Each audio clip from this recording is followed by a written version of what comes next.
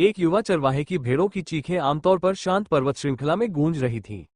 ली किए ने ठंडी रात की हवा को अपने शरीर पर तेजी से चलाते हुए चट्टान की चोटी पर रेंगते हुए पहुंचा।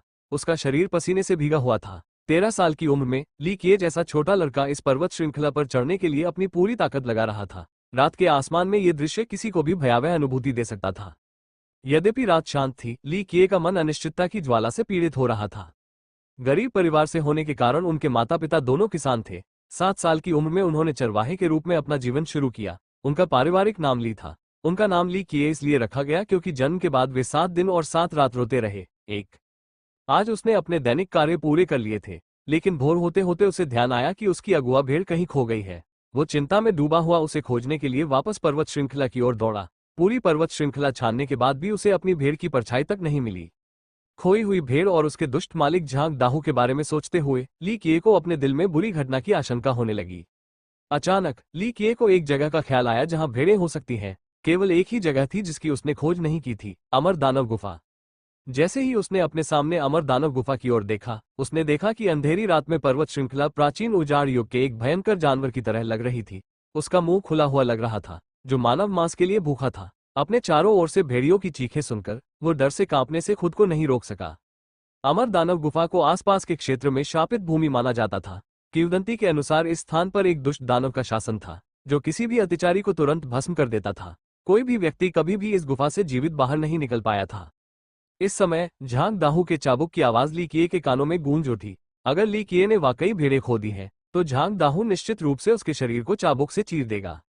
इस बिंदु पर पहुंचकर ली किए ने अपने दांत पीस लिए और गुफा के पास पहुंच गया।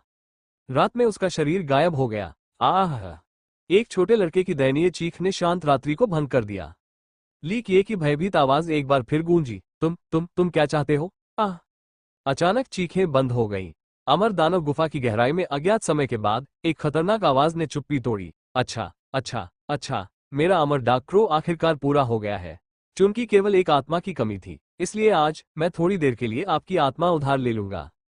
फुश फुश फुश। एक क्षण बाद, जब प्रत्येक फड़फड़ाहट जोर से गूंज रही थी, एक अजीब काला कौवा अमर दानव गुफा से उड़ गया। उड़ो उड़ो उड़ो, मैं तुम्हारी आत्मा का उपयोग सभी निषिद्ध दफनियों को खोजने के लिए करूंगा। सभी भूमियों पर उड़ो, जब तक 9 दुनियाएं मौजूद हैं, मैं तुम्हें फिर से ढूंढ लूंगा। अमर दानव ग्रोटो की गहराई से भारी आवाज एक बार फिर बाहर आई और हवा में लटक गई। तब से इस स्वर्ग और पृथ्वी के पार एक काला कौवा विमानों के पार उड़ता रहा। स्वर्गीय शहरों से लेकर सबसे खतरनाक। जैसे जैसे समय बीतता गया, लाखों साल बीतते गए, एक नया अद्वितीय स्वामी उदय होता और दूसरा गिरता। धीरे धीरे कौवा गायब हो जाता और फिर बाद में फिर से प्रकट होता। वो अपने स्वामी से बचना चाहता था। वो अपने जीवन का उद्देश्य खोजना चाहता था। कीमिया भगवान से लेकर अमर सम्राट फेई, अमर सम्राट जूशी से अमर सम्राट मिनरेन, अमर सम्राट तुनरी से अमर सम्राट बिंगयू तक, ब्लैक ड्रैगन किंग तक, दो। इनमें से प्रत्येक आदर्श के पीछे एक कौवे की छाया छिपी हुई है, जिसने स्वतंत्रता पाने के लिए संघर्ष किया। जैसे जैसे ये सबसे शक्तिशाली प्राणी आते और जाते रहे, कौवा समय की नदी में रहस्यमय तरीके से प्रकट होता रहा। कौवा अपनी किस्मत को नियंत्रित करने के लिए तैयार नहीं था। वो इस दुनिया के सबसे डरावने चरित्र का विरोध करना चाहता था। और अब कई युगों के बीत जाने के साथ लाखों वर्ष बीत चुके हैं। ली किए, जो नदी में तैर रही थी, को अचानक एक व्यक्ति ने खींचकर बाहर निकाल लिया।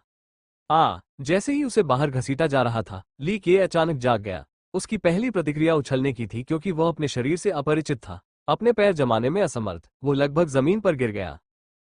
मेरा शरीर! नीचे देखते हुए और ये देखते हुए कि उसका शरीर कैसे वैसा ही बना हुआ था, ली किए खुश और डरा हुआ दोनों था।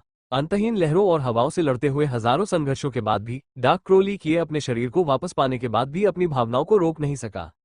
गहरी सांस लेकर उसने अपना सिर उठाया और पाया कि एक बूढ़ा आदमी उसके सामने खड़ा था। हे, यह वही बूढ़ा आदमी है जिसने तुम्हें तुम्हारे आने वाले विनाश से बचाया है। बूढ़ा आदमी जोर से हंसा और अपने बचे हुए 3 पीले दांत दिखाते हुए अभद्र तरीके से हंसा। उसके व्यवहार से दूसरों को लगा कि उसकी मुस्कान बहुत भयावह है। नदी के ऊपर ली किए को अमर दानव गुफा की धुंधली संरचना दिखाई दे रही थी। उसकी आंखें लगातार ठंडी होती जा रही थीं और उसकी आभा किसी 13 साल के बच्चे से भी ज्यादा थी।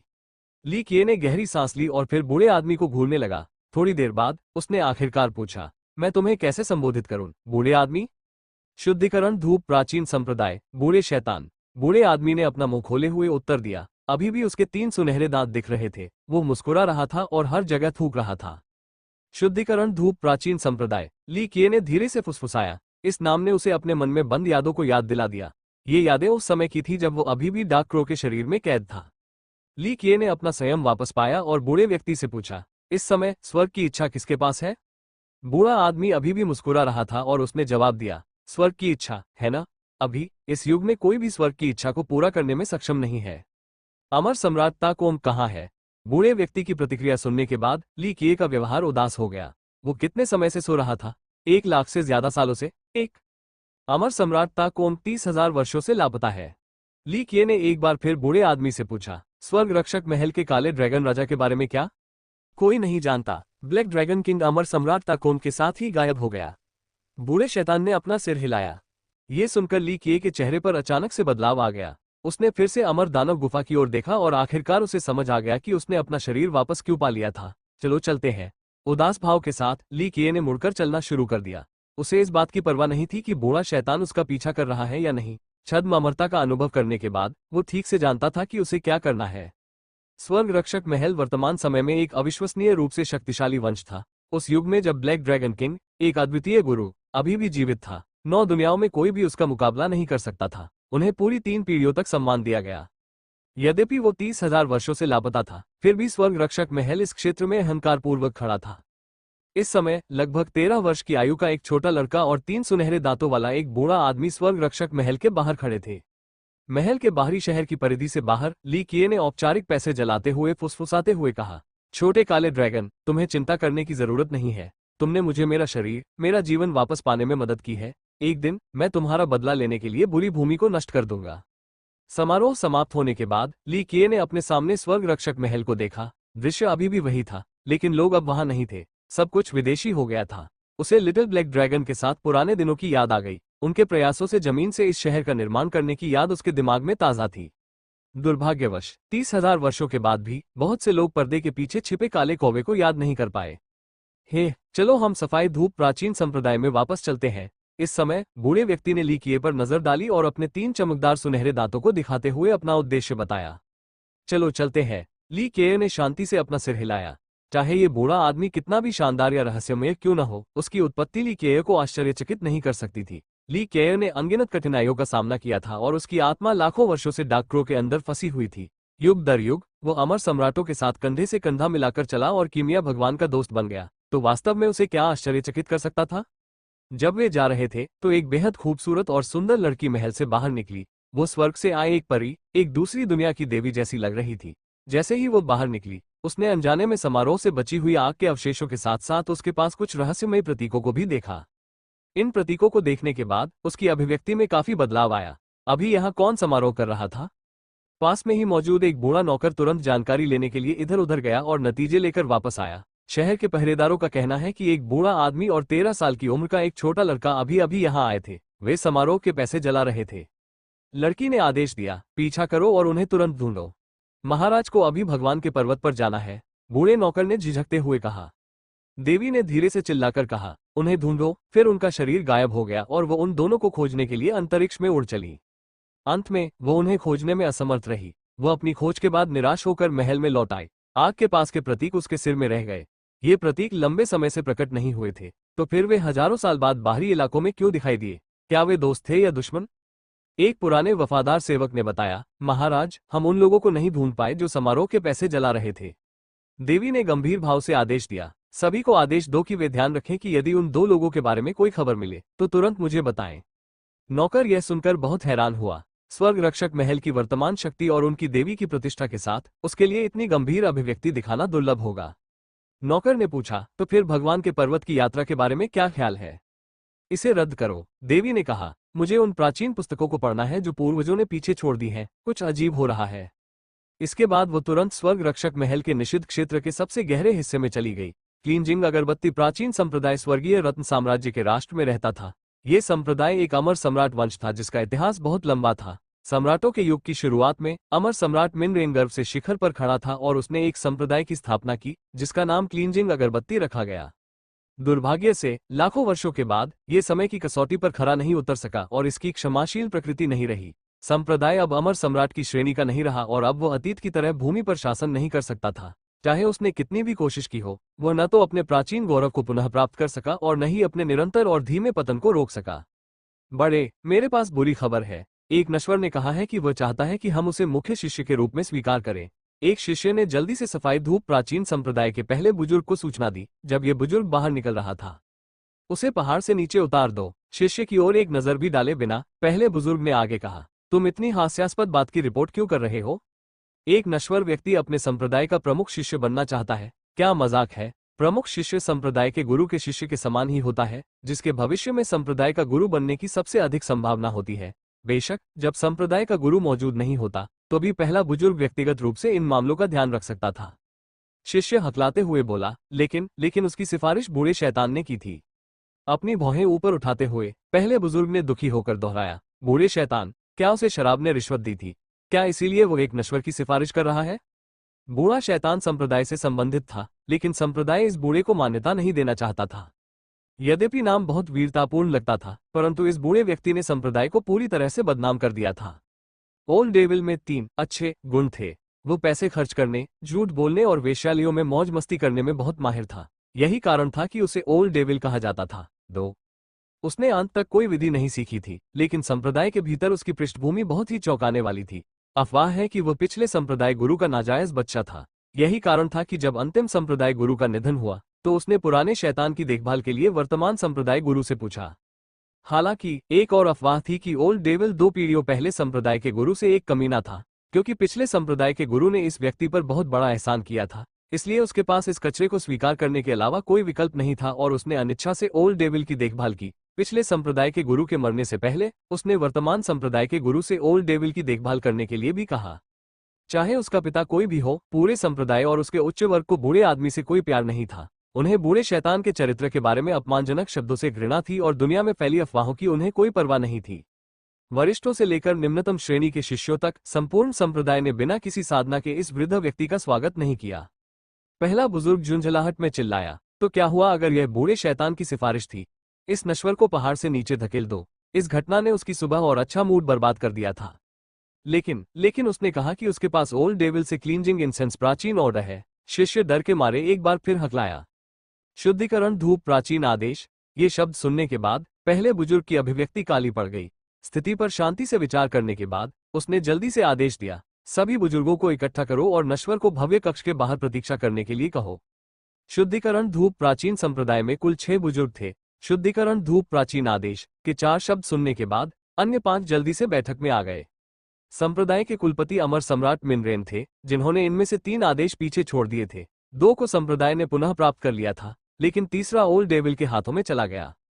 पुराने शैतान की देखभाल करने के लिए पिछले संप्रदाय के गुरु के अनुरोध के अलावा दूसरा कारण कि क्यों बुजुर्ग उसके खिलाफ असहाय थे, वो ये था कि उसके पास अंतिम आदेश था। यह आदेश अमर सम्राट मिनरेन का प्रतिनिधित्व करता था। धारक सफाई धूप प्राचीन संप्रदाय से कुछ भी मांग सकता था। प्राचीन संप्रदाय के सफाई धूप के भव्य कक्ष में बैठे हुए सुनहरे धुएं में ढकी एक मायावी मूर्ति को घूरते हुए ली किए को अतीत की कई कहानियां याद आने लगी। अमर सम्राट मिनरेन की मूर्ति इस स्थान के सबसे ऊंचे स्थान पर मजबूती से खड़ी थी। हालांकि कई साल बीत चुके थे, लेकिन मूर्ति में अभी भी एक प्राचीन आभा थी जो 9 स्वर्गों को भेदने में सक्षम थी। दर्शक इस मूर्ति की पूजा करने से खुद को रोक नहीं पाते थे। ऐसा लगता था जैसे सम्राट वास्तव में उनके सामने थे। ली किए को नहीं पता था कि वो इस मूर्ति को देखते हुए अपनी भावनाओं का वर्णन कैसे करे। सम्राट चला गया था, लेकिन ली किए अभी भी जीवित था और हमेशा रहेगा। हालांकि उसने अपना लक्ष्य हासिल कर लिया था और अपना शरीर वापस पा लिया था, लेकिन उसके सभी पुराने परिचित धीरे धीरे समय की नदी में गायब हो गए थे। 1 क्यू अर्थात 7, ये अर्थात रात। 2 फे इक्वल्स मक्खी, जूशी इक्वल्स रक्तसील, मिन रेन इक्वल्स उज्ज्वल परोपकार, तुन री इक्वल्स सूर्य को निगलना और बिंग यू इक्वल्स बर्फीला पंख। 1 ताकोंग इक्वल्स अंतरिक्ष ट्रेम्पल। 2 मूल रूप से हमने ओल्ड डेविल के बजाय सैंगविये नाम का इस्तेमाल किया था, लेकिन हाल के अध्यायों को दर्शाने के लिए इसे अब बदला जा रहा है। सैन इक्वल्स 3, गुई इक्वल्स घोल, ये इक्वल्स बूढ़ा आदमी। ली किए को याद आया कि जब प्राचीन मिंग युग समाप्त होने वाला था और सम्राटों का युग शुरू हुआ था, तब भी उसकी आत्मा डार्क क्रो के शरीर में फंसी हुई थी, और अब वो इस नए युग में था। एक ऐसा युग जहां उसने संघर्ष की अनंत अवधि के बाद अमर दानव ग्रोटो से अस्थायी रूप से अपनी समझदारी और खुद पर नियंत्रण वापस पा लिया था। जब वो पहली बार अमर सम्राट मिनरेन से मिले तो मिनरेन अभी भी एक छोटा लड़का था जो मार्शल आर्ट से प्यार करता था, जिसे महान साधना जगत का कोई ज्ञान नहीं था। अब से लेकर जब तक वह अमर सम्राट मिनरेन को साधना की दुनिया में ले गया, तब तक का समय पहले से ही कई साल बीत चुका था। विशेषज्ञों की कई पीढ़ियां समय के रहस्यमयी महासागर में प्रकट और गायब हो चुकी थीं। अनजाने में मूर्ति के नीचे वेदी के बगल में ओब्सिडियन रंग की लकड़ी की छड़ी को देखते हुए ली किए खुद को रोक नहीं पाया और उसे देखकर थोड़ा हंसा। उसे यकीन नहीं हो रहा था कि इतने सालों बाद भी वो छड़ी मौजूद है। अतीत में उन्होंने इसका भरपूर उपयोग किया था और अमर सम्राट सहित ऊर्जावान बच्चों के समूह को तब तक अनुशासित किया था जब तक कि वे अपने पिता और माताओं के लिए रो नहीं पड़े। इस समय सफाई धूप प्राचीन संप्रदाय के 6 बुजुर्ग सभी एकत्र हुए थे। भले ही वे बूढ़े थे, उनकी रक्त ऊर्जा अभी भी एक इंद्रधनुष की तरह स्पष्ट थी और उनके शरीर के चारों ओर चमकदार रोशनी थी। भले ही क्लींजिंग इंसेंस प्राचीन संप्रदाय में गिरावट आई थी, लेकिन यह अभी भी एक अमर सम्राट वंश था। अगर बुजुर्गों ने स्वर्गीय रत्न साम्राज्य से उपाधियां स्वीकार की तो वे सभी नामित नायक बन जाएंगे। इस समय इन 6 बुजुर्गों की तीखी निगाहें ली किए पर टिकी हुई थी, मानो वे उसके रहस्यों को उजागर करना चाहते हो। हालांकि ली किए इस असहज माहौल में शांत और चुपचाप बैठा रहा। अंततः पहले बुजुर्ग ने गंभीरता से पूछा, सफाई धूप का प्राचीन आदेश कहाँ है? यह आदेश अत्यंत महत्वपूर्ण था क्योंकि यह उनके संस्थापक अमर सम्राट द्वारा छोड़ी गई वस्तु थी। ली किए ने धीरे से अपनी हथेली खोली और प्राचीन आदेश को प्रकट किया। वो आश्चर्यचकित था जब बूढ़ा शैतान उसे संप्रदाय के पहाड़ के नीचे शहर में ले गया और फिर एक वेश्यालय में भाग गया। जाने से पहले उसने लापरवाही से ली किए के हाथों में आदेश फेंक दिया। यह अविश्वसनीय था कि इस बूढ़े व्यक्ति जैसे व्यक्ति के पास एक प्राचीन आदेश होगा। अतीत में जब ली केयर डार्क क्रो के अंदर फंस गया था और जब मिन रेन ने स्वर्ग की इच्छा को अपने कंधों पर उठाया तो उसने ली केयर को 3 प्राचीन आदेश दिए। बाद में ली केयर ने इन आदेशों को अलग अलग लोगों को दिया। लाखों सालों के बाद ली केयर ने अपने हाथ में आदेश को उदासीनता से देखा। अतीत में उसे उनकी आवश्यकता नहीं थी, लेकिन आज उसके पास इसके अधिकार पर भरोसा करने के अलावा कोई विकल्प नहीं था। 6 बुजुर्गों ने आदेश को चारों ओर से घुमाया और ध्यान से इसकी जांच की ताकि यह पुष्टि हो सके कि यह वास्तव में प्रामाणिक है। सच्चाई ये थी कि संप्रदाय लंबे समय से आदेश को वापस लेना चाहता था, लेकिन उनके पास इसे ओल्ड डेविल के हाथों से जबरन छीनने का कोई तरीका नहीं था। ओल्ड डेविल जानता था कि यह आदेश दूसरे जीवन के बराबर है, इसलिए उसने इसे अपने प्रिय जीवन से थामे रखा। कौन भविष्यवाणी कर सकता था कि यह बिना किसी प्रतिष्ठा वाले नश्वर के हाथों में पड़ जाएगा? पहले बुजुर्ग ने ठंडे स्वर में पूछा, बूढ़ा शैतान कहाँ है? वास्तव में पहले बुजुर्ग को बूढ़े शैतान से कोई प्यार नहीं था। वो व्यक्ति जो केवल पैसा खर्च कर सकता था, झूठ बोल सकता था और महिलाओं के साथ खेल सकता था, उसके लिए इससे कोई फर्क नहीं पड़ता था कि बूढ़ा शैतान पिछले संप्रदाय के गुरु का बेटा था या नहीं। ली किए ने शांति से उत्तर दिया, वो कुई होंग वेश्यालय गया था। 6 बुजुर्गों के चेहरों पर छाया देखी जा सकती थी। भले ही वे ओल्ड डेविल को पसंद नहीं करते थे, लेकिन उनके सम्माननीय संप्रदाय के किसी व्यक्ति का 1000 मील के दायरे में सबसे प्रसिद्ध और लोकप्रिय वेश्यालय में जाना उनके लिए बहुत शर्म की बात थी। और ऐसा भी नहीं था कि वो इस वेश्यालय में पहली बार गया था। बुजुर्गों में गुस्सा भरा हुआ था और वे नहीं जानते थे कि इसे कैसे बाहर निकाला जाए। वे केवल यही उम्मीद कर सकते थे कि ऐसा कुख्यात खिलाड़ी भविष्य में उनके संप्रदाय का हिस्सा न बने। एक अन्य बुजुर्ग ने ऊंची आवाज में पूछा, आपकी मांग क्या है? वे नहीं जानते थे कि ली किए ने इसे प्राप्त करने के लिए कौन सी विधि अपनाई, लेकिन सच्चाई ये थी कि उनके सामने रखा गया आदेश निश्चित रूप से नकली नहीं था। ली किए ने धीरे से जवाब दिया, मैंने सुना है कि संप्रदाय का मुख्य शिष्य पद अभी भी खाली है। चूंकि ओल्ड डेविल ने मेरी प्रतिभा के कारण मेरी बहुत प्रशंसा की है, इसलिए मेरे पास इस पद के लिए पूछने के अलावा कोई विकल्प नहीं है। उसका जवाब सुनकर 6 बुजुर्गों ने बूढ़े शैतान को कोसना शुरू कर दिया। उस कमीने को, किसी को उनके संप्रदाय का प्रमुख शिष्य बनने की सिफारिश करने का क्या अधिकार था? यह एक अत्यंत महत्वपूर्ण पद था, इसलिए संप्रदाय को सावधानीपूर्वक सही व्यक्ति का चयन करना था, अन्यथा ये स्थान पहले ही भरा जा चुका होता। एक प्राचीन ने ठंडे स्वर में कहा, प्रधान शिष्य पद को मजाक मत समझो। मुझे पता है। ली किए ने शांति से और धीरे धीरे बिना किसी डर के अपने शब्दों को स्पष्ट किया। हालांकि जो व्यक्ति आदेश ले जाता है उसे कोई भी अनुरोध करने का अधिकार है, यह अमर सम्राट मिन रेन द्वारा स्थापित नियम था। पहले एल्डर ने बीच में ही धमकी भरा सवाल पूछा, क्या होगा अगर तुमने यह आदेश पाने के लिए कोई छुपी हुई विधि अपनाई? ये स्थिति ऐसी नहीं थी जिसके बारे में मजाक किया जा सके या बिना सोचे समझे किसी को बता दिया जाए। ली किए ने दबंग अंदाज में जवाब दिया, मैं समझ गया। बुजुर्गों को डर है कि मैंने ओल्ड डेविल के हाथों से आदेश जबरन छीनने के लिए बेईमानी का इस्तेमाल किया होगा। चूंकि आप 6 को मुझ पर भरोसा नहीं है, इसलिए आप पुष्टि के लिए लोगों को कुई होंग वेश्यालय भेज सकते हैं। अपने दिल की गहराई में हर बार जब वे कुई होंग वेश्यालय का नाम सुनते थे तो दर्द से चिल्ला उठते थे। अंत में उनके पास ली किए की कही बात की पुष्टि करने के लिए शिष्यों को भेजने के अलावा कोई विकल्प नहीं था। कुछ देर बाद एक शिष्य ने पुष्टि की कि ली किए की बातें सच थी। शिष्य ने पूरी कोशिश की कि बूढ़े शैतान की लड़कियों के साथ इस समय की खुशियों और अनैतिक स्थिति के बारे में जानकारी न दी जाए, अन्यथा बुजुर्ग पागल हो सकते थे। चाहे वे अनिच्छुक क्यों न हो, बुजुर्गों को कुलपति द्वारा दिए गए नियमों का पालन करना पड़ता था। भले ही सफाई धूप प्राचीन संप्रदाय गिर गया हो, लेकिन उनका वंश अभी भी एक अमर सम्राट का था। इस प्रकार वे अपने पूर्वज द्वारा छोड़ी गई प्रतिष्ठा का अपमान नहीं कर सकते थे। अंततः प्राचीनों ने आज्ञा दी, सत्य का दर्पण बाहर लाओ। सत्य दर्पण ली किए के शरीर पर चमक रहा था। कोई भी नश्वर जो साधना के उद्देश्य से किसी संप्रदाय में शामिल होना चाहता था, उसे इस प्रकार के दर्पण से परखा जाना था। ये किसी के शरीर, जीवन चक्र और भाग्य महल का परीक्षण करता था। आईने के भीतर ली किए का प्रतिबिंब दिखाई दिया। यह एक धुंधली, अस्थिर छाया थी जो ऐसा लग रहा था मानो एक पल में गायब हो जाएगी। इस प्रतिबिंब के सिर के पीछे एक भ्रामक रक्त प्रभामंडल दिखाई दिया और इस प्रभामंडल के ऊपर एक मंद प्रकाश था। दोनों बेहद कमजोर थे। एक नश्वर शरीर, एक नश्वर जीवन चक्र, और उसका भाग्य दर्शाता है कि उसके पास एक नश्वर भाग्य महल है। शिष्य ने ली किए की जन्मजात प्रतिभा और शारीरिक स्थिति पर सत्य दर्पण के निष्कर्षों की सूचना दी। हर व्यक्ति का एक शारीरिक गठन, जीवन चक्र और भाग्य महल होता है। शारीरिक गठन व्यक्ति की शारीरिक शक्ति को सीधे प्रभावित करता है, जीवन चक्र व्यक्ति की दीर्घायु को दर्शाता है और भाग्य महल व्यक्ति की साधना के लिए जन्मजात प्रतिभा को दर्शाता है। ली किए की नश्वर काया, नश्वर जीवन चक्र और नश्वर भाग्य महल ने बुजुर्गों को चुप करा दिया। वो सबसे औसत दर्जे का आदमी था। संप्रदाय बाहर जाकर सड़कों से किसी भी आम आदमी को पकड़ सकता था और उन दोनों में भी वही प्रतिभाएं होती थीं। यदि आप क्लींजिंग इंसेंस प्राचीन संप्रदाय के प्रमुख शिष्य बनना चाहते हैं, तो राजा और संत की शारीरिक बनावट के बारे में भूल जाइए। कम से कम आपके पास एक जियांटियन शारीरिक बनावट होनी चाहिए। आपका जीवन चक्र भी लगभग उसी स्तर का होना चाहिए। आपकी योग्यताएं इस पद के लिए उपयुक्त नहीं है। पहले बुजुर्ग ने ली किए को सीधे तौर पर अस्वीकार कर दिया। मैं अपनी प्रतिभा से अवगत हूँ। ली किए ने इस बारे में बहुत अधिक नहीं सोचना चाहा और सहजता से कहा, लेकिन मैं अभी भी प्रमुख शिष्य बनना चाहता हूँ। तुम, इन शब्दों से बुजुर्ग बहुत नाराज हो गए। यह व्यक्ति एक सामान्य शिष्य बनने के योग्य भी नहीं था। मुख्य शिष्य बनने की तो बात ही छोड़िए। ये सबसे अनुचित अनुरोधों में से एक था जो उन्होंने कभी सुना था। मुझे विश्वास है कि अमर सम्राट के वंशज न तो अपने वचनों से पीछे हटेंगे, न ही पैतृक नियम का उल्लंघन करेंगे और न ही संप्रदाय और वंश को शर्मिंदा करेंगे। ली किए ने अपने हाथ में आदेश के साथ खेला और धीरे धीरे आगे कहा, यदि यह आदेश किसी और के हाथों में पड़ गया तो परिणाम अकल्पनीय होगा। ये सुनकर छहों बुजुर्गों के चेहरे पर मुस्कान आ गई। पहले बुजुर्ग ने उसे घूरकर देखा और ठंडे अंदाज में कहा, अगर ऐसा कुछ हुआ भी तो जो कोई भी हमारे संप्रदाय का प्रमुख शिष्य बनना चाहता है, उसे हर पहलू से परखा जाना चाहिए। इसमें उसकी उत्पत्ति से लेकर उसकी पृष्ठभूमि और साथ ही उसकी जन्मजात प्रतिभा तक शामिल है। आखिरकार संप्रदाय किसी अयोग्य उम्मीदवार को पद पर नहीं बिठाएगा। यह आपकी समस्या है। ली किए ने 6 बुजुर्गों को घूरते हुए कहा, अगर आपको लगता है कि किसी दूसरे संप्रदाय ने मुझे आपके अमर सम्राट की विरासत चुराने के लिए भेजा है, तो मैं आपको बता दूं कि मुझे प्रधान शिष्य बनने की जरूरत नहीं होगी। इस पुण्य आदेश के कारण मैं बस उनसे मांग सकता हूँ। प्रधान शिष्य बनने की कोई जरूरत नहीं होगी। आपको यह मुझसे बेहतर पता होना चाहिए। अगर मैं संप्रदाय को नुकसान पहुंचाना चाहता तो इस आदेश की शक्ति के साथ यह कोई मुश्किल काम नहीं होता। ली किए की बातों ने बुजुर्गों को एक दूसरे की ओर देखने पर मजबूर कर दिया। भले ही वे थोड़े दुविधा में थे, लेकिन उन्हें ली किए पर पूरा भरोसा नहीं था। वो बिल्कुल भी बिना कारण के नहीं है।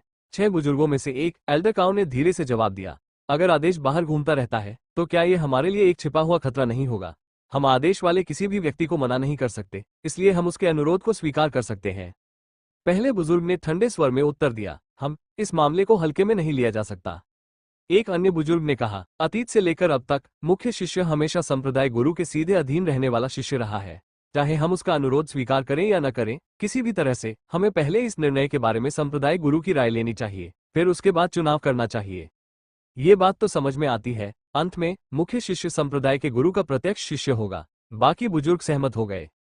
जब 6 बुजुर्गों ने बहस खत्म कर ली तो पहले बुजुर्ग ने तुरंत आदेश दिया, संप्रदाय के गुरु को एक पत्र भेजो।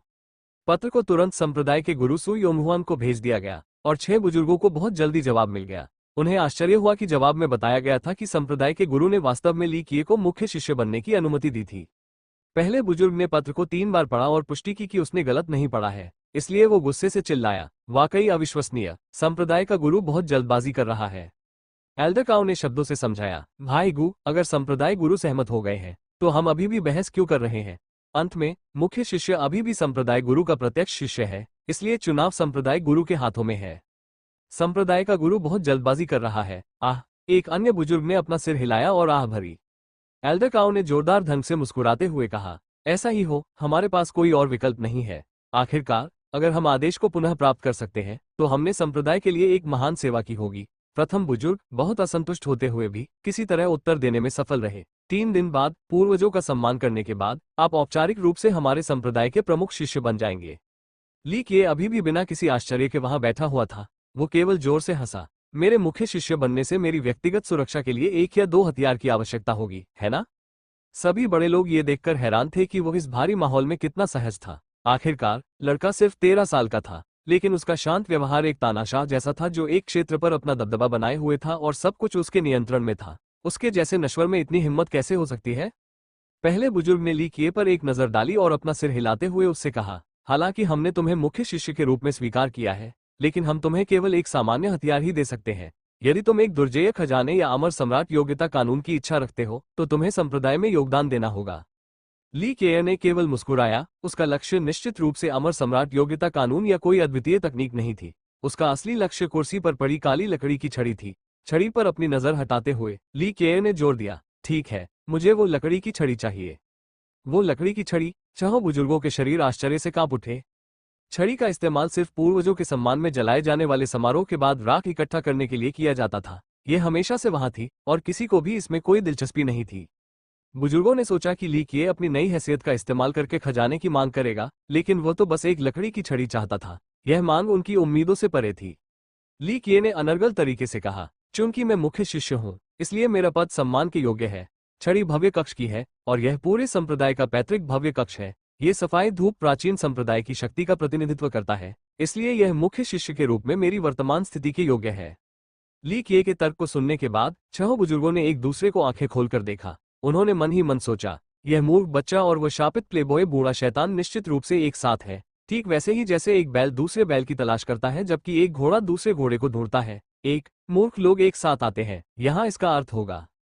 तो ठीक है, हम ये छड़ी तुम्हें दे देंगे। पहले बुजुर्ग ने ली किए को ये बेकार छड़ी देने में खुशी जताई। अगर इसका मतलब था कि उसे ली किए की लगातार बकबक सुनने की जरूरत नहीं पड़ेगी। उसके लिए ये छड़ी सिर्फ राख हटाने के लिए बनी एक सामान्य लकड़ी की छड़ी थी। वे इसे ली किए को दे सकते थे। माननीय बुजुर्गों को बहुत बहुत धन्यवाद। ली किए को इन शब्दों का बेसब्री से इंतजार था। उसके मुंह से शब्द निकलने से पहले ही उसके हाथ छड़ी को थाम चुके थे। छह बुजुर्गों की नजर में यह हरकत बहुत ही भोली भाली नजर आई। हुआरेन, उसे उसके विश्राम कक्ष में ले जाओ। एक बुजुर्ग अंततः अधीर हो गया और उसने पास के एक शिष्य से ली किए को दूर भेजने के लिए कहा। आज की घटनाओं ने छह बुजुर्गों को बहुत तनाव में डाल दिया था। एक बर्बाद व्यक्ति प्राचीन पंथ का मुख्य शिष्य बन गया है। भले ही संप्रदाय ने अपने गौरव के दिन बहुत पहले ही खत्म कर दिए हो, लेकिन यह इतना दरिद्र नहीं था कि एक बर्बाद व्यक्ति को अपना मुख्य शिष्य मान ले। शिष्य के नेतृत्व में ली किए एकांत शिखर पर पहुंचे। ये छोटा नहीं था। इसके ऊपर 36,000 वर्ग मीटर का एक छोटा सा विला बना हुआ था। ये स्पष्ट था कि विला को लंबे समय से छोड़ दिया गया था क्योंकि इसके चारों ओर खरपतवार और जंगली पौधे थे। हालांकि यह चोटी हर चीज से दूर थी, फिर भी यह क्लींजिंग इंसेंस प्राचीन संप्रदाय का हिस्सा थी। दरवाजा खोलते ही शिष्य ने तुरंत कहा, कनिष्ठ भाई, नहीं, प्रथम भाई, ये स्थान अब से आपका घर होगा। वो अभी दो शब्द ही बोल पाया था कि उसे अपनी गलती का एहसास हो गया। जिस समय ली कियाई संप्रदाय में शामिल हुआ था, उसके आधार पर ली कियाई उसका कनिष्ठ होगा। हालांकि चूंकि वो मुख्य शिष्य था, इसलिए तीसरी पीढ़ी के किसी भी व्यक्ति को, चाहे वो कितना भी छोटा या बूढ़ा क्यों ना हो, उसे प्रथम भाई कहना होगा। ली किए ने इस चालाक शिष्य पर एक नजर डाली और अपना सिर हिलाने से पहले चारों ओर देखा। ये शिखर जो संप्रदाय के बाकी हिस्सों से बहुत दूर है, एक उपयुक्त स्थान है। शिष्य ने मुस्कुराते हुए कहा, इसका नाम बहुत उपयुक्त है, लोनली पीक। उसने ली किए की ओर कुछ बार देखा और फिर आगे बोला, भविष्य में आप इस चोटी के स्वामी होंगे। सच तो यह था कि संप्रदाय के नियमों के अनुसार प्रधान शिष्य को पैतृक भूमि के सबसे निकट के शिखर पर रहने का अधिकार था। संप्रदाय के पास कई शिखर थे और प्रधान शिष्य अपने लिए कोई भी शिखर चुन सकता था। हालांकि संप्रदाय की ज्यादातर मुख्य चोटियां कब्जे में थीं। इसके अलावा सभी छह बुजुर्ग ली किए से नाखुश थे। इस प्रकार ली किए को मुख्य चोटियों से दूर इस दूर की जगह पर निर्वासित कर दिया गया। पैतृक भूमि के पास स्थित मुख्य चोटियों में बाहरी पर्वतों और निचली चोटियों की तुलना में अधिक सघन सांसारिक सार निहित था। ली किए ने स्वाभाविक रूप से कहा, यह जगह बिल्कुल ठीक रहेगी। वो कोई तुच्छ व्यक्ति नहीं था जो ऐसी तुच्छ बातों को महत्व देता। मैंने पहले भाई के लिए सभी दैनिक जरूरत की चीजें पहले ही ला दी हैं। इस कनिष्ठ भाई ने आसानी और अनुभव के साथ मामलों को पूरी तरह से संभाला। ली किए की दैनिक जरूरतों के लिए जरूरी सभी चीजों का ध्यान रखने के बाद उसने विनम्रता से कहा, अगर तुम्हें किसी और चीज की जरूरत है तो बस बाहरी आंगन में आकर मुझे ढूंढो। शिष्य के जाने से पहले ली किए ने सहजता से पूछा, आपका नाम क्या है?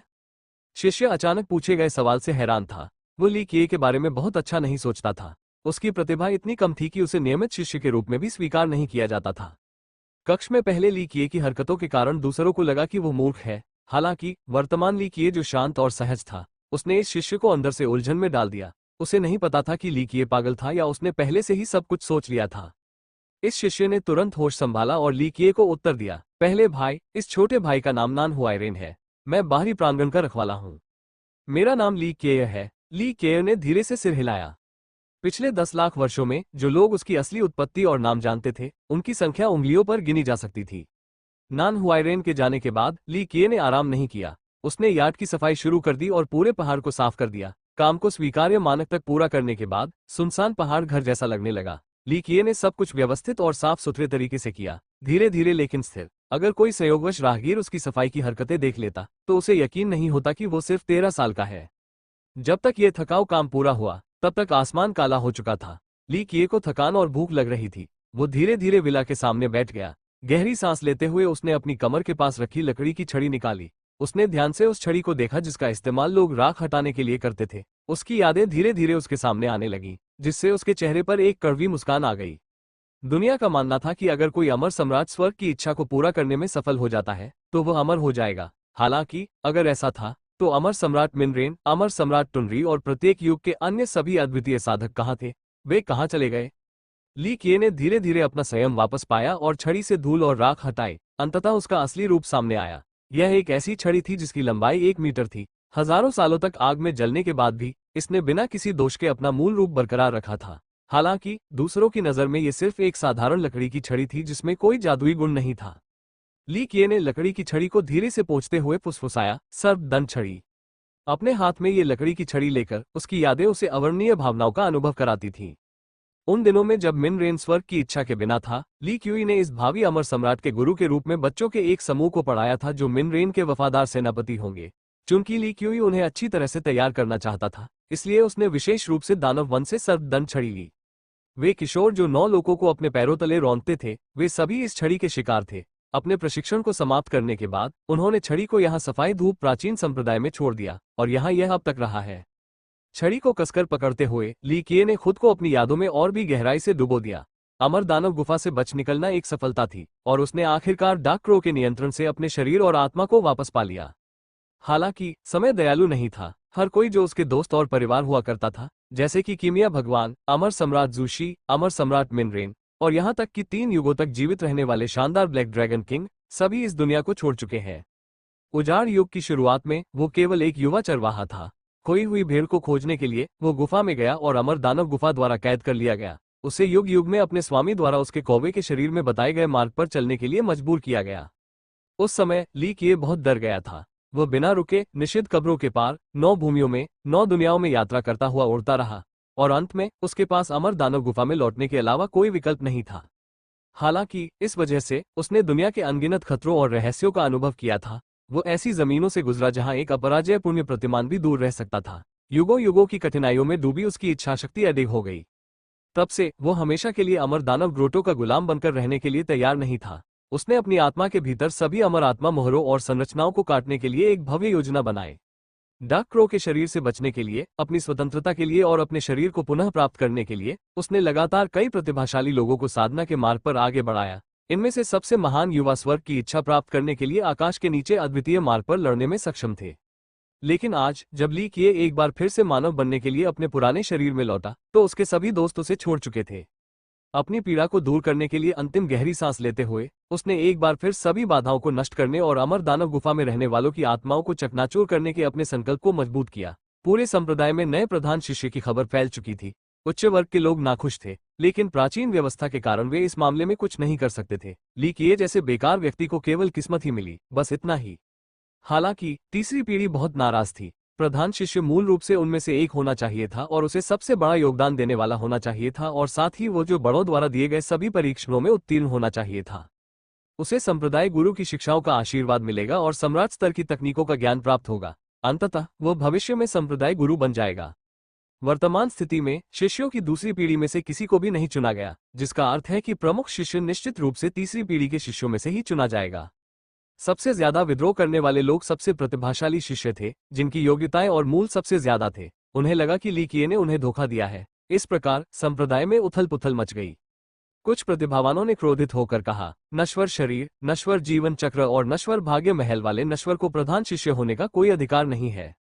एक अन्य प्रतिभाशाली युवक ने कहा, वह हमारे संप्रदाय के लिए सबसे बड़ा कलंक है।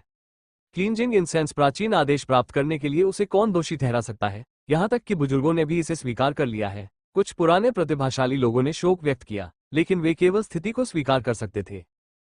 अभी तो वो केवल प्रधान शिष्य है, प्रतिभा और शक्ति के बिना कोई व्यक्ति संप्रदाय गुरु की सीट के लिए प्रतिस्पर्धा नहीं कर सकता। कौन कह सकता है कि प्रधान शिष्य निश्चित रूप से अगला संप्रदाय गुरु बन जाएगा? सबसे अभिमानी और आत्मविश्वासी शिष्यों ने भी यही भावना साझा की।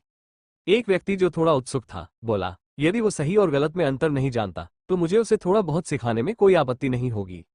यहाँ तक कि जब ली किए के पास वास्तव में संप्रदाय गुरु की सीट के लिए प्रतिस्पर्धा करने की योग्यता नहीं थी, तब भी सभी शिष्यों को अंदर से धोखा महसूस हुआ जब उन्हें ली किए जैसे बेकार युवक को प्रथम भाई कहना पड़ा। एक शिष्य ने उत्सुकता से पूछा, क्या आखिरी बची हुई सफाई धूप प्राचीन आदेश ओल्ड डेविल के हाथों में नहीं है? यह उस छोटे से बच्चे के हाथों में कैसे आ गई? ये तथ्य कि ओल्ड डेविल के पास आखिरी ऑर्डर था कोई बड़ा रहस्य नहीं था। संप्रदाय हमेशा से इसे वापस लेना चाहता था, लेकिन ओल्ड डेविल कभी सहमत नहीं हुआ। यही कारण था कि हर कोई ली किए के कब्जे में आने के बारे में हैरान था। एक अन्य शिष्य ने ठंडे स्वर में उत्तर दिया, हे मैंने सुना है कि इस लड़के में कुछ बुद्धि है, बस मुझे नहीं पता कि उसने इस विकृत बूढ़े आदमी को कैसे मूर्ख बनाया। मैंने सुना है कि जब बुजुर्गों ने लोगों को इस मामले की पुष्टि करने का आदेश दिया तो बूढ़ा शैतान वेश्यालय में मौज मस्ती कर रहा था। ये बहुत अच्छी तरह से हो सकता है कि उस बदमाश ने उसे प्राचीन आदेश के लिए व्यापार करने के लिए जितना चाहे खेलने के लिए आमंत्रित किया हो। यहाँ इस शिष्य ने भौहें सिकोड़ी और उसे मिचली महसूस हुई। ये कहानी सुनकर अन्य शिष्यों ने तिरस्कारपूर्वक कहा, तो वो दुष्ट बूढ़ा आदमी एक ही है। हालांकि अफवाह है कि बूढ़ा शैतान एक निश्चित संप्रदाय के गुरु का बच्चा था, लेकिन पूरे संप्रदाय ने ऐसे विकृत बूढ़े व्यक्ति का स्वागत नहीं किया जो केवल पैसा खर्च करना और बेवकूफी करना जानता था। ये तीसरी पीढ़ी के शिष्यों के लिए विशेष रूप से सच था। उनके मन में उसके लिए जरा भी सम्मान नहीं था। अगर यह अंतिम संप्रदाय के गुरु की इच्छा के लिए नहीं होता तो उसे पहले ही संप्रदाय से बाहर निकाल दिया गया होता। यदि ली किए और ओल्ड डेविल एक ही प्रकार के लोग होते तो उन्हें ली किए और भी अधिक अप्रिय लगती। अभी 3 दिन बीतने को थे और ली किए ने अभी तक पूर्वज का अभिवादन नहीं किया था, लेकिन संप्रदाय को 9 संत दानव द्वार से निमंत्रण मिला। क्या 9 संत दानव द्वार ली किए का परीक्षण करना चाहता है? समाचार प्राप्त करने के बाद 6 बुजुर्ग हैरान रह गए। एक बुजुर्ग बहुत ही ज्यादा परेशान हो गया और उसने दुख जताते हुए कहा, उन्होंने इतनी जल्दी खबर सुन ली। वो हाल ही में मुख्य शिष्य बना है, फिर भी वे अभी से उसका परीक्षण करना चाहते हैं। एक अन्य बुजुर्ग ने कहा, ऐसा लगता है कि वे अतीत के वादे से बचना चाहते हैं। ली क्यूई जैसा बेकार व्यक्ति कभी भी उनकी परीक्षा में पास नहीं होगा, इसलिए वे इस मुद्दे को जबरन और जल्दी से निपटाना चाहते हैं। हमारे पास अब कोई विकल्प नहीं है, पहले बुजुर्ग ने अनिच्छा से कहा। अभी 9 संत दानव द्वार पूरे देश पर शासन करते हैं, हम उनसे तुलना नहीं कर सकते, इसलिए हम बातचीत करने की स्थिति में नहीं है। उनके शब्दों ने सभी को चुप करा दिया। सम्राटों के युग की शुरुआत में उनका संप्रदाय अजेय था। उनकी प्रतिष्ठा ने 9 दुनियाओं को मदहोश कर दिया था और उनकी ताकत ने उन्हें एक प्राचीन साम्राज्य पर शासन करने की अनुमति दी थी। अन्य सभी संप्रदाय उनकी शक्ति के आगे झुक गए।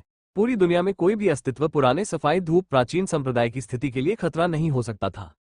हालांकि समय बीतने के साथ ही पुराने गौरव गायब हो गए। अब उनके पास एक सामान्य देश पर शासन करने की शक्ति नहीं थी। प्राचीन साम्राज्य की तो बात ही छोड़िए, उन्होंने अपने अनुयायियों को नामित नायक या रॉयल नोबल जैसी उपाधियां देने का विशेषाधिकार खो दिया। एक और प्राचीन ने पूछा, अब हम क्या करें? सभी बुजुर्ग जानते थे कि ली किए जैसे नश्वर के पास 9 संत दानव द्वार से परीक्षा उत्तीर्ण करने का कोई मौका नहीं था। एक मरे हुए घोड़े को जीवित बना दो, कोई दूसरा विकल्प नहीं है।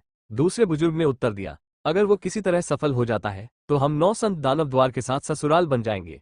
अगर ऐसा होता तो स्वर्गीय देव संप्रदाय और स्वर्गीय रत्न साम्राज्य हमें नीची नजर से देखने की हिम्मत नहीं करते। इस असंभव सपने की ओर बढ़ते हुए 6 बुजुर्ग केवल जोर से हंस सकते थे। चाहे कुछ भी हो, उन्हें अभी भी कोशिश करनी थी। तारानकन तारानकन तारानकन ली किए अपने विला में पूर्वज के समारोह के लिए इंतजार कर रहे थे। तभी नान हुआइरेन उनके पास पहुंची। नान हुआइरेन ने तुरंत सूचना दी, पहले भाई, बड़े लोग आपको भव्य कक्ष में बुला रहे हैं। ली किए ने बेपरवाही से पूछा, क्या कुछ बड़ी बात हुई है? नान हुआइरेन को थोड़ा आश्चर्य हुआ, लेकिन उसने कुछ भी नहीं छिपाया। उसने सिर हिलाया और जवाब दिया, मैं तुमसे झूठ नहीं बोलूंगा प्रथम भाई, 9 संत दानव द्वार ने हमें निमंत्रण भेजा है। वो एक पल के लिए रुका और आगे बोलने से पहले ली किए की ओर देखा। मैंने सुना है कि आपकी मंगेतर आपकी क्षमताओं का परीक्षण करना चाहती है। 9 संत दानव द्वार। ली किए को अचानक एक पुरानी याद आ गई जब उसने ये नाम सुना। नान हुआइरेन ने सोचा कि ली किए को इस संप्रदाय के बारे में नहीं पता, इसलिए उसने जल्दी से समझाया। 9 संत दानव द्वार ग्रैंड मिडिल टेरिटरी के सबसे बड़े संप्रदायों में से एक है। वे ओल्ड ऑक्स कंट्री पर शासन करते हैं और उपाधियां देने का अधिकार रखते हैं। हमारे 2 संप्रदायों के बीच सौहार्दपूर्ण और घनिष्ठ संबंध हुआ करते थे। 9 संत के मूल कुलपति को 9 संत पुण्य प्रतिमान कहा जाता था। वह हमारे अमर सम्राट मिनरेन के अधीन नंबर 1 जनरल थे और 9 दुनियाओं में उनका अनुसरण करते थे। जब हम एक प्राचीन साम्राज्य पर शासन करते थे तो 9 संत दानव द्वार को भी हमें श्रद्धांजलि देनी पड़ती थी। मैंने संप्रदाय के बारे में सुना है। ली किए ने धीरे से मुस्कुराया। वो संप्रदाय के बारे में कैसे नहीं जान सकता था। इसके अलावा वो 9 संत पुण्य प्रतिमान से भी मिल चुका था। सम्राट युग के शुरुआती दिनों के दौरान ली किए ने 9 सेंट नामक इस राक्षस को फंसाने के लिए बहुत अधिक समय और ऊर्जा खर्च की और उसे मिन रेन के भाग्य रक्षक बनने के लिए मजबूर किया। ली किए ने पूछा, यह मंगेतर कहाँ से आए? नान हुआइरेन ने उत्तर दिया, जब हमारे कुलपिता ने स्वर्ग की इच्छा को स्वीकार किया और अमर सम्राट बन गए तो 9 संत पुण्य पैरागोन ने हमारे साथ एक समझौता किया। अगर उनका प्रमुख वंशज महिला थी जबकि हमारा पुरुष था तो हम ससुराल वाले बन जाते थे। एक क्षण रुकने के बाद उन्होंने निराशा से कहा, उस समय वे रैंक में ऊपर चढ़ रहे थे।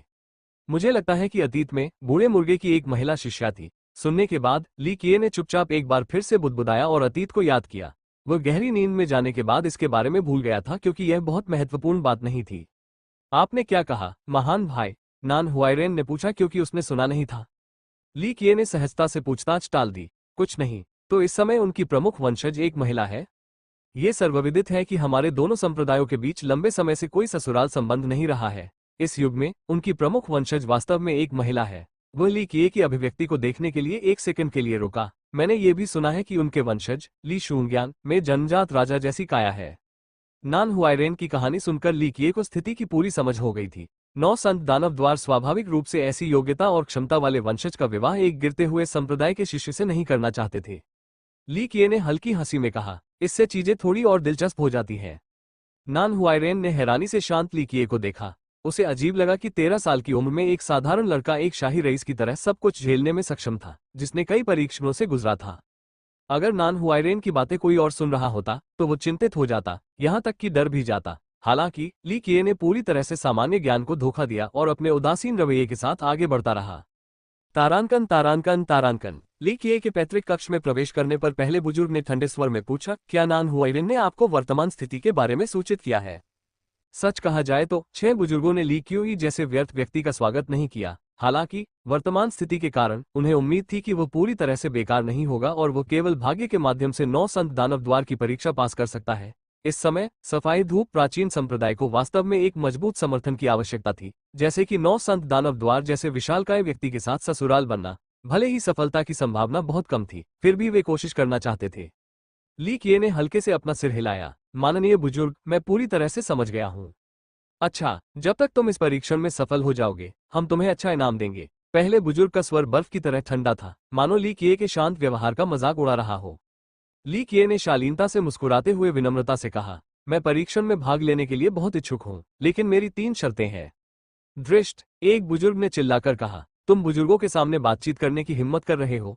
कोई भी अन्य शिष्य बड़ों के क्रोध का सामना करने से डरता, लेकिन ली किए ने केवल हल्के से उपहास किया। बुजुर्गों, नाराज मत होइए। अगर मैं वास्तव में परीक्षणों को पास कर पाया तो ये संप्रदाय के लिए एक महान योगदान होगा। कड़ी मेहनत को पुरस्कृत किया जाना चाहिए, है ना? कार्य के खतरे को देखते हुए मेरे लिए कुछ शर्तें प्रदान करना स्वाभाविक ही होना चाहिए। ये बुजुर्ग ली किए के रवैये से बेहद नाखुश था, इसलिए उसने अपनी प्रतिक्रिया में कहा, तो जब तक आप परीक्षण पास नहीं कर लेते तब तक प्रतीक्षा करें, हम तब उन पर चर्चा कर सकते हैं। तो ठीक है। पहले बुजुर्ग ने अपना सिर हिलाया और फिर आगे कहा, आप चिंता न करें। जब तक आप परीक्षण में सफल होते हैं तब तक आप स्वर्ग की इच्छा गुप्त कानूनों और अमर सम्राट योग्यता कानूनों को छोड़कर किसी भी साधना पद्धति का चयन करने के लिए स्वतंत्र है। मुझे नहीं लगता कि अन्य बुजुर्गों को इस पर कोई आपत्ति होगी। 6 बुजुर्गों ने एक दूसरे की तरफ देखा और इस विचार पर विचार किया। अगर वो वास्तव में परीक्षण में पास हो जाता है तो बुजुर्ग का सुझाव पूरी तरह से उचित था। अन्य शर्तें परीक्षण के बाद तक प्रतीक्षा कर सकती है, ली किए ने आखिरकार मुस्कुराते हुए कहा। हालांकि एक शर्त है जिसे मुझे पहले ही बता देना चाहिए ताकि तैयारी के लिए पर्याप्त समय हो। एक बार जब मैं फिजिक्स संचय स्तर पर पहुंच जाता हूं तो मुझे सेंट ग्रेड के औषधीय पेस्ट की आवश्यकता होती है। ली किए के अनुरोध को सुनने के बाद सभी 6 बुजुर्गों के चेहरे खराब हो गए। वे सामूहिक रूप से एक साथ चिल्लाए, तुम कितने लालची हो सकते हो? ली किए ने उनकी तेज चीख को न सुनने का नाटक किया और धीरे धीरे हर शब्द का उच्चारण करते हुए कहा, बुजुर्गों, हमारे 2 संप्रदायों के बीच विवाह एक महान मामला है। अगर सब कुछ ठीक रहा तो ये संप्रदाय के लिए एक बहुत बड़ा योगदान होगा। एक संत ग्रेड औषधीय पेस्ट कीमती हो सकता है, लेकिन मेरा मानना है कि यह एक उचित व्यापार है। ये बुजुर्ग नाखुश था और ठंडी नाक से बोला, आपको लगता है कि सेंट ग्रेड का एक औषधीय पेस्ट इतनी आसानी से प्राप्त हो सकता है? पहले बुजुर्ग ने ली किए की ओर देखा और कहा, यदि आप सफल होते हैं तो संत ग्रेड पेस्ट को पुरस्कृत करना बहुत अपमानजनक नहीं है, लेकिन अभी हम आपको समायोजित नहीं कर सकते क्योंकि हमारे पास संत पेस्ट नुस्खा के लिए कुछ अभिन्न प्रभावकारी दवाओं की कमी है।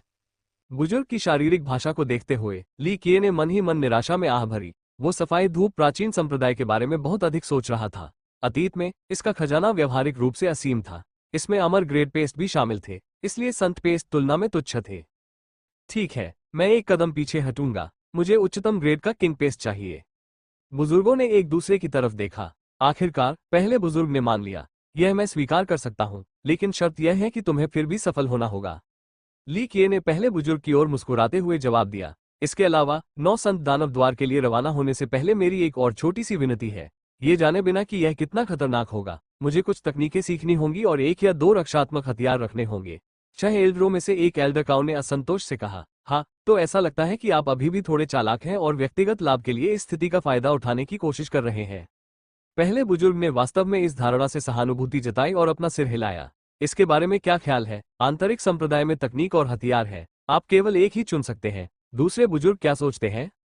हालांकि दूसरे बुजुर्ग ली केयर को शामिल नहीं करना चाहते थे, फिर भी वे पहले बुजुर्ग से सहमत थे। वे जानते थे कि ली केयर के सफल होने की संभावना शून्य के करीब थी। भले ही वे उसे हथियार और तकनीकें दे दें, इससे संभावना बहुत ज्यादा नहीं बढ़ेगी, लेकिन कुछ न होने से थोड़ा बेहतर है। बुजुर्ग बहुत ज्यादा चिंता कर रहे हैं, मैं इतना लालची नहीं हूँ। ली किए स्वाभाविक रूप से बड़ों के विचारों को जानता था और शांति से मुस्कुराया, मैंने सुना है कि हमारे पास अदृश्य दोहरे ब्लेड नामक एक तकनीक है जिसे कुछ ही समय में सीखा जा सकता है। मैं इस तकनीक के साथ साथ इसके साथ ब्लेड की एक जोड़ी भी चाहता हूँ, क्या यह स्वीकार्य होगा? ली किए की बात सुनकर बुजुर्गों की आंखें आश्चर्य से घूम गईं। शुरू में उन्हें लगा कि यह लालची लड़का सम्राट स्तर की तकनीक मांगेगा, लेकिन पता चला कि वह वास्तव में एक सामान्य तकनीक चाहता था। अदृश्य दोहरे ब्लेड, है ना? पहले बुजुर्ग ने अपनी दाढ़ी पर हाथ फेरा। एक अन्य बुजुर्ग ने तुरंत जवाब दिया, प्रथम बुजुर्ग, ये केवल एक मार्शल तकनीक है और व्यवहारिक उपयोग के लिए अपर्याप्त है। साधना की दुनिया में सबसे सरल योग्यता कानून भी किसी भी मार्शल आर्ट से बेहतर प्रदर्शन करेगा। ये बुजुर्ग संप्रदाय में योग्यता कानून असाइनमेंट के लिए जिम्मेदार था, इसलिए वो उनके मैनुअल के संबंध में बहुत जानकार था। यह कोई समस्या नहीं है, नान हुआयरेन। अदृश्य दोहरे ब्लेड को उसके शिखर पर ले आओ और उसे दोहरे ब्लेड की सबसे अच्छी जोड़ी दो। पहले बुजुर्ग इस सरल अनुरोध से खुश थे। ली केयर के नासमझी भरे फैसले से ली केयर के बारे में उनकी राय कम हो गई। कोई सोच सकता है कि संप्रदाय ली केयर की मदद करने के लिए अपनी तरफ से हर संभव सहायता देना चाहेगा, लेकिन अंदर ही अंदर सभी बुजुर्ग जानते थे कि चाहे वे उसे कोई भी तकनीक और हथियार दें, परीक्षण पूरा करना फिर भी असंभव होगा। उनका उद्देश्य केवल अपने संप्रदाय के लिए नुकसान को कम करना था। ली किए को लालची न होते देख एक बुजुर्ग संतुष्ट हो गया और उदारता से पूछा, क्या आपके पास कोई अन्य अनुरोध है? ली किए ने विनम्रतापूर्वक उत्तर दिया, इस समय इस छोटे बच्चे को किसी और चीज की जरूरत नहीं है। पहले बुजुर्ग ने गंभीरता से कहा, अच्छा, वापस जाओ और तैयारी करो, तुम्हें 3 दिन में प्रस्थान करना है। वापस आने के बाद तुम अपने पद पर आसीन होने के लिए पैतृक समारोह पूरा कर सकते हो। बेशक ये तभी संभव था जब वो जीवित वापस लौट सके। बुजुर्गों को बहुत संदेह था। नान हुआयरेन ने ली किए के लौटने के तुरंत बाद ही उस तकनीक और ब्लेड को उसके शिखर पर पहुंचा दिया। वो क्रिसेंट मून ब्लेड से संतुष्ट था। ब्लेड के कव कभी कभी तीखेपन से चमकते थे, हालांकि ये केवल नश्वर ग्रेड के थे और साधकों के लिए उपयुक्त नहीं थे। किनारे कितने भी तीखे क्यों न हो, इसकी तुलना जादुई हथियारों से नहीं की जा सकती थी। नान हुआयरेन के जाने के बाद ली किए ने धीरे धीरे अदृश्य दोहरे ब्लेड तकनीक को पढ़ा। उसके द्वारा बोले गए हर शब्द और वाक्यांश उसके दिमाग में दोहराए जा रहे थे। उस समय जब वो अभी भी डार्क क्रो था, भले ही वो अमर दानव ग्रोटो से सफलतापूर्वक बच निकला था, लेकिन उसकी स्थिति अभी भी स्थिर नहीं हुई थी।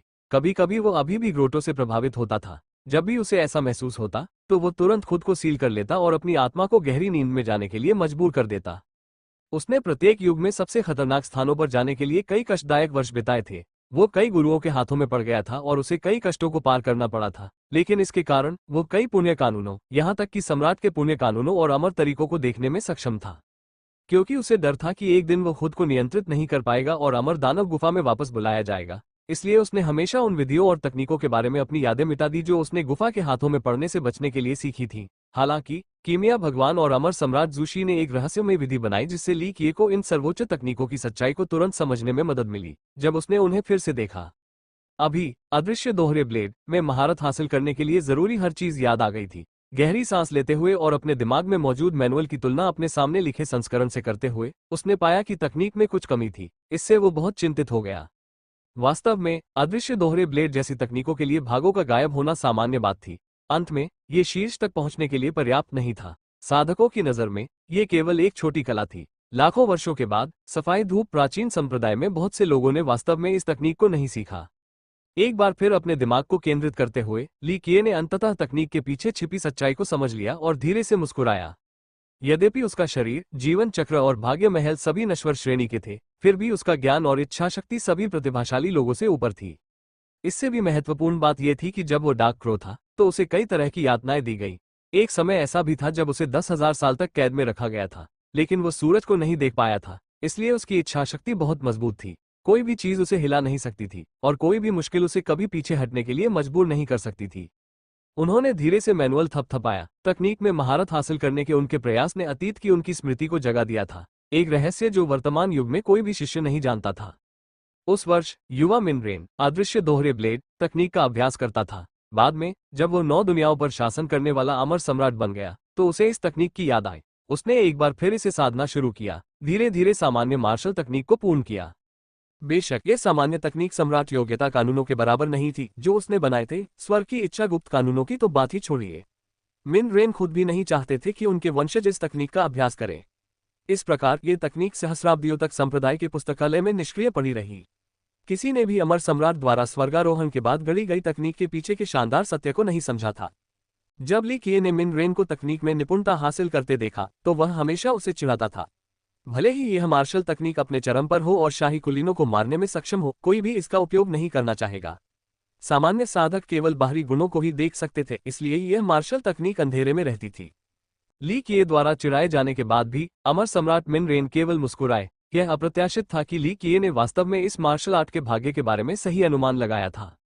अपने दिमाग से अनावश्यक विचारों को निकालकर उसने दोहरी ब्लेड उठाई और अभ्यास करना शुरू कर दिया। वो खुद के साथ बहुत सख्त था। वो मैनुअल के भीतर प्रत्येक स्ट्रोक को धीरे धीरे घुमाता था। प्रत्येक स्विंग को आगे बढ़ने से पहले पूर्णता की आवश्यकता थी। हालांकि वो तकनीक के पीछे की सच्चाई को समझता था, लेकिन उसका शरीर उसके दिमाग के साथ तालमेल नहीं बिठा पा रहा था। वो पूर्णता की मांग कर रहा था, लेकिन उस तक पहुंचना मुश्किल था।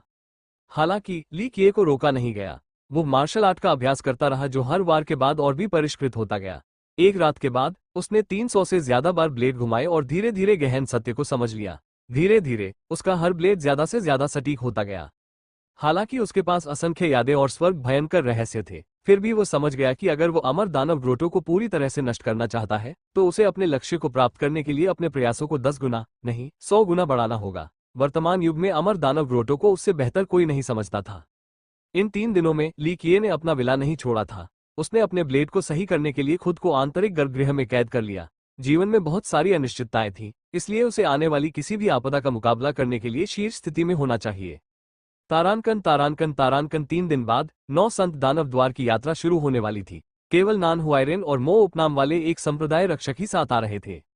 सफाई धूप प्राचीन संप्रदाय में कुल 6 बुजुर्ग, 12 रक्षक और 36 अनुभागीय नेता थे। 9 संत दानव द्वार जैसे भव्य संप्रदाय का दौरा केवल 3 लोगों के साथ करना, जिसमें सर्वोच्च रैंक वाला सदस्य मात्र एक रक्षक था, इसे वर्णित करने के लिए कोई शब्द नहीं थे। प्रस्थान से पहले ली किए ने जर्जर सदस्यों को देखा और पूछा, केवल हम 3? नान हुआयरेन के गुरु प्रोटेक्टर मो अपने शब्दों में बहुत मितव्ययी थे। सवाल सुनने के बाद उन्होंने बिना जवाब दिए केवल ली किए की ओर देखा। अपने गुरु के सामने नान हुआयरेन एक चंचल व्यक्ति था। उसने शर्म से एक बार खांसकर अपना मुंह खोला। पहले भाई, सभी बुजुर्ग एकांत साधना में हैं, वे यात्रा नहीं कर सके। ली किए ने अपने होंठ ऊपर उठाए और ठंडे स्वर में कहा, एकांत साधना? वे केवल अपना मान खोने से डरते हैं। अंत में वे मानते हैं कि मेरे पास परीक्षण पास करने का कोई मौका नहीं है। मेरा पास न होना उनके लिए छोटी बात है, लेकिन उनका वहां होना और अपना मान खोना बड़ी बात होगी, है ना? नान हुआयरेन कुछ नहीं बोल पाई और केवल शर्म से मुस्कुराई। एक नश्वर व्यक्ति सम्राट स्तर के संप्रदाय के परीक्षण में पास होने की उम्मीद कैसे कर सकता है? बुजुर्गों के भी यही विचार थे। यही कारण था कि उन्होंने जाने से इनकार कर दिया, क्योंकि परिणाम पहले से ही स्पष्ट था। चिंता मत करो माननीय भाई, नान हुआयरेन ने अपना सकारात्मक रवैया बनाए रखा। 9 संत दानव द्वार ने हाल के दिनों में हमसे दूरी बनाए रखी है। यही कारण है कि बुजुर्ग वहां जाकर अनावश्यक संघर्ष पैदा नहीं करना चाहते हैं। ये केवल 9 संत दानव द्वार है, वे शीर्ष तक नहीं पहुंच सकते। उस युग में भले ही 9 संत पुण्य प्रतिमान जीवित थे, फिर भी उन्हें सफाई धूप प्राचीन संप्रदाय के सामने झुकना होगा। रक्षक मोली किए के अहंकार को अनदेखा कर सकता था। वो केवल ठंडी सांस लेता था, कुछ भी कहने की जहमत नहीं उठाता था। नान हुआयरेन को डर था कि ली किए और भी अपमानजनक बातें कहेंगे, इसलिए उन्होंने बीच में टोकते हुए कहा, पहले भाई, यह मेरे गुरु हैं, संप्रदाय के रक्षक। कृपया इस यात्रा में मेरा ख्याल रखें। ली किए ने बिल्कुल सही मात्रा में शिष्टाचार और सम्मान के साथ झुककर प्रणाम किया, न बहुत अधिक दबाव के साथ, न बहुत कमजोर तरीके से। रक्षक मो ने उसे एक और नजर से देखा और कहा, चलो चलें। अपनी बात समाप्त करने के बाद वह मुड़ा और चला गया। रक्षक मो पुराने रक्षकों में से एक था, इसलिए उसकी साधना औसत से ऊपर थी। हालांकि वह नहीं जानता कि दूसरों के साथ सामाजिक रूप से कैसे बातचीत करनी है। इस प्रकार संप्रदाय में उसका स्थान अन्य रक्षकों के सापेक्ष काफी कम था। अन्यथा वो इस महान अभियान का हिस्सा नहीं होता जो शुरू से ही बर्बाद था। संप्रदाय के उच्च वर्ग को पता था कि यह यात्रा ली क्यूई के मुख्य पात्र के रूप में एक हास्य नाटक बन जाएगी। यदि दर्शक खुश नहीं थे तो मृत्यु अपरिहार्य हो सकती थी, और यही एक और कारण था कि 6 बुजुर्गों ने इससे परहेज किया। अन्य रक्षक इस समूह का नेतृत्व करने के लिए तैयार नहीं थे, इसलिए ये कार्य अंततः रक्षक मो के कंधों पर आ गया। रक्षक मो को भी लगा कि इस यात्रा से कोई सकारात्मक परिणाम नहीं निकलेगा, जिसके कारण उनका मूड सामान्य से भी अधिक खराब हो गया था। लंबी यात्रा तब तक मौन से भरी रही जब तक वे क्लींजिंग इंसेंस प्राचीन संप्रदाय के भव्य मंदिर तक नहीं पहुंच गए। भव्य मंदिर बहुत बड़ा था और उसमें 10,000 लोग बैठ सकते थे। ग्रैंड मिडिल टेरिटरी के सभी हिस्सों को देखते हुए अन्य विरासतों के बीच एक तुलनीय मंदिर खोजना मुश्किल होगा। जेड रंग का मंदिर अत्यंत प्राचीन था। इसे स्वर्गीय पत्थरों और क्रिस्टल से बनाया गया था।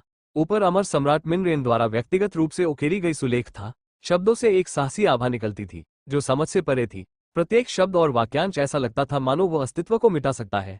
इस भव्य मंदिर से कोई भी मरते हुए संप्रदाय की पुरानी शक्ति की सराहना कर सकता था। यह मंदिर उन सभी विजय अभियानों का प्रारंभिक बिंदु था जिनमें महान सम्राट ने भाग लिया था। मिनरेन अपने अभियानों को शुरू करने से पहले यहाँ समारोह आयोजित करते थे जो पूरे 9 लोगों को शामिल करते थे। केवल एक अमर सम्राट संप्रदाय के पास ही ऐसा मंदिर हो सकता है। धमाका! जैसे ही प्रवेश द्वार खोला गया, अंदर एक प्रवेश द्वार दिखाई दिया। दिव्य क्रिस्टल द्वारा रंगा और तपा हुआ विशाल भाग खाली छिद्रों और अमर सम्राट की नक्काशी से ढका हुआ था। खाली छिद्रों को परिष्कृत जेड से भरा जाना था। परिष्कृत जेड स्वर्ग और पृथ्वी की प्राकृतिक आध्यात्मिक शक्ति द्वारा निर्मित होते थे, जो खेती को संभव बनाने का सार है। इसका मुख्य उद्देश्य दूर दूर तक यात्रा करने के लिए प्रवेश द्वार संचालित करना था। यात्रा की दूरी परिष्कृत जेड की मात्रा और गुणवत्ता द्वारा निर्धारित की जाती थी। दुर्भाग्य से वर्तमान प्रवेश द्वार के अंदर केवल कुछ परिष्कृत जेड ही थे। एक बार फिर ली क्यूई को इस बात से दुख हुआ कि संप्रदाय कितना गिर गया है। अतीत में जेड की प्रचुरता वाले इस प्रवेश द्वार ने 9 दुनियाओं में दूर दूर के स्थानों पर कई सेनाएं लाई थी। जब तक निर्देशांक ज्ञात थे तब तक कोई भी स्थान संभव था। वे प्रवेश द्वार में प्रवेश कर गए और पलक झपकते ही दूसरे स्थान पर पहुंच गए। ग्रैंड मिडिल टेरिटरी बहुत बड़ी थी और अरबों मील तक फैली हुई थी। वहां 15 देशों में अनगिनत संप्रदाय फैले हुए थे। हालांकि वहां साम्राज्य और प्राचीन साम्राज्य जैसे विशालकाय राक्षस थे जो खुद ही अरबों मील तक फैले हुए थे। अगर कोई व्यक्ति उड़कर किसी देश को पार करना चाहता है तो उसे कई साल लग जाएंगे, जब तक कि वो कोई प्रबुद्ध व्यक्ति या स्वर्गीय राजा न हो। कोई भी नामित नायक या शाही कुलीन व्यक्ति इतना बुद्धिमान होगा कि वो इस कर्तव्य को करने की कोशिश न करे। साथ ही ग्रैंड मिडिल टेरिटरी नश्वर सम्राट दुनिया का केवल एक हिस्सा था। नश्वर सम्राट दुनिया को सम्राट सीमा या सम्राट देश के रूप में भी जाना जाता था और इसमें 5 अलग अलग क्षेत्र शामिल थे। उत्तर में उत्तरी ग्रांड सागर है, दक्षिण में बंजर धरती है, पूर्व में 100 शहर है, पश्चिम में उजाड़ बंजर भूमि है और बीच में ग्रैंड मिडिल टेरिटरी है। बेंग ली किए और उसके साथी 9 संत दानव द्वार के प्रवेश द्वार पर पहुंचे।